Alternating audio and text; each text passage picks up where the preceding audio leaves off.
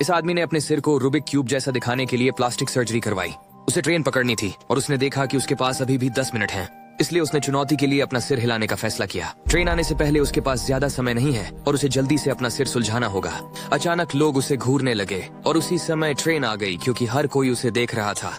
दबाव बढ़ने लगा और उसे अगले 15 सेकंड में अपना सिर सुलझाना था। जब वह यह सोचने में लगा था कि वह इसे कैसे सुलझा सकता है, तो एक लड़की ने उसे मोटा होने के लिए मजाक उड़ाना शुरू कर दिया। इससे उसे जोर लगाने की प्रेरणा मिली। उसने जितनी कोशिश की वह अब भी संघर्ष कर रहा था। अचानक उसे एक विचार आया। उसने बगल में रखी संदिग्ध दिखने वाली जूस की बोतल उठाई और शुरुआत की इसे खाते हुए। संदिग्ध जूस ने उसे वह सब कुछ दे दिया जिसकी उसे जरूरत थी और अब वह अपना सिर ठीक करने के लिए तैयार था। उसने सावधानी पूर्वक इसे घुमाना शुरू किया और वह हेड रूबिक के क्यूब को हल करने की दिशा में था।